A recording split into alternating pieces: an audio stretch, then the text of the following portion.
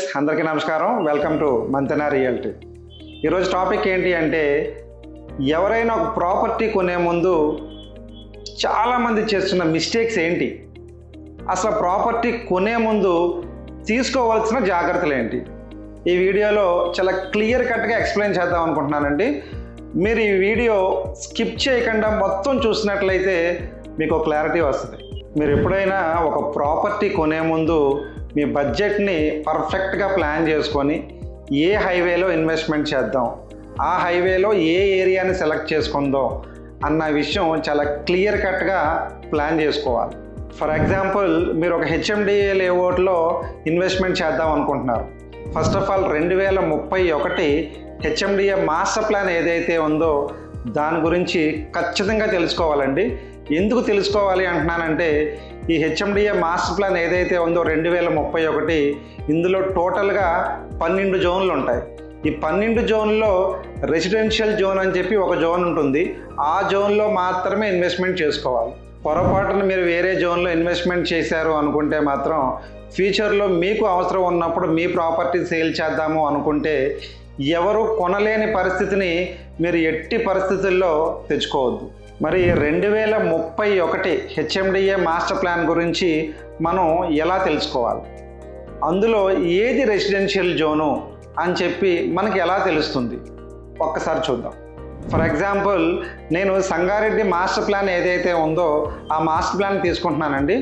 ఈ master plan మీరు జాగ్రత్తగా గమనించినట్లయితే 2031 మాస్టర్ ప్లాన్ మనం ఒక్కసారి చెక్ చేసుకున్నట్లయితే ఇందులో టోటల్గా 12 జోన్స్ ఉన్నాయండి. ఆ జోన్లు ఏంటో ఒక్కసారి చూద్దాం. జోన్ నెంబర్ 1 రెసిడెన్షియల్ జోన్, దీన్ని R1 జోన్ అని, R2 జోన్ అని, R3 జోన్ అని, R4 జోన్ అని కూడా పిలుస్తారండి. Zone number 2 peri urban zone, zone number 3 commercial zone, zone number 4 manufacturing zone, zone number 5 public and semi public zone, zone number 6 multiple use zone, zone number 7 recreation zone, zone number 8 water bodies zone, zone number 9 forest zone, zone number 10 special reservation zone, zone number 11 conservation zone, zone number 12 traffic and transportation zone. ఇలా కంప్లీట్గా 12 జోన్లు ఉంటాయండి.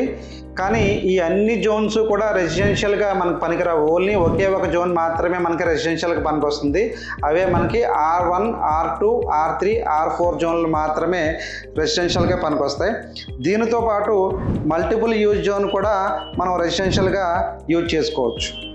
నేను ఈ మధ్యకాలంలో గమనించింది ఏంటి అంటే అండి, ఎవరైనా ప్రాపర్టీ కొనేటప్పుడు డాక్యుమెంటేషన్ అనేది చాలామంది వెరిఫికేషన్ చేసుకోవట్లేదండి. మీరు ఒక 30 lakhs కావచ్చు, 40 lakhs కావచ్చు, అప్ టు 50 lakhs కావచ్చు, 1 crore కావచ్చు, ఇన్వెస్ట్మెంట్ చేసేటప్పుడు కంపల్సరీగా డాక్యుమెంట్స్ ఏదైతే ఉన్నాయో వెరిఫికేషన్ చేసే ఆ ప్రాపర్టీ అన్నది మీరు పర్చేజ్ చేయాలి.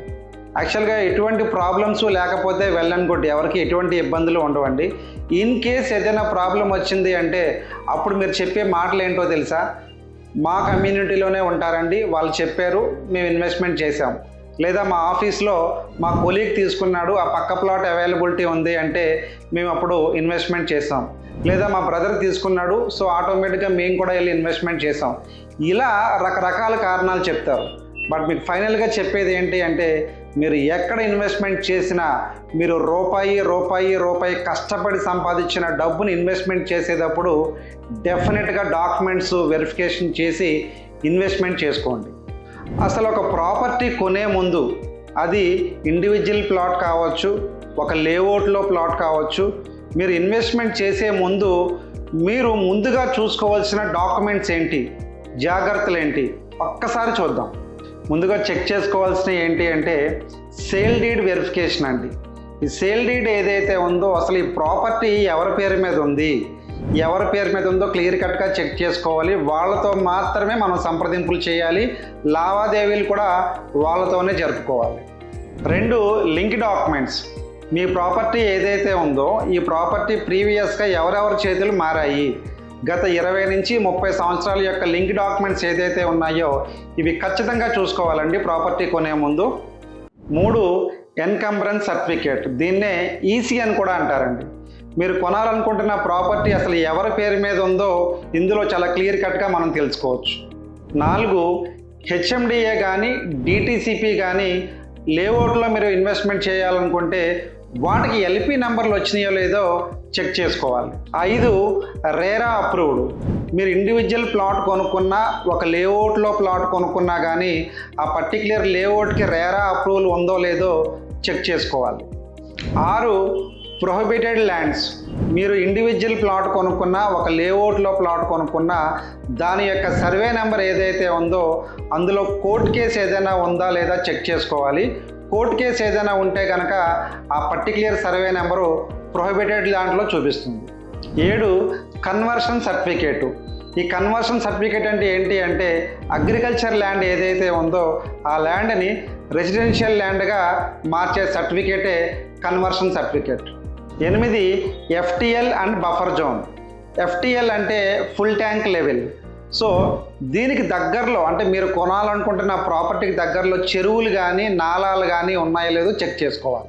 9 బ్యాంక్ లోన్స్, మీరు ఏ ప్రాపర్టీ అయితే కొనాలనుకుంటున్నారో దానికి బ్యాంక్ నుంచి అప్రూవల్స్ ఉంటే కనుక డెఫినెట్గా కొంతవరకు సేఫ్ అని చెప్పచ్చు.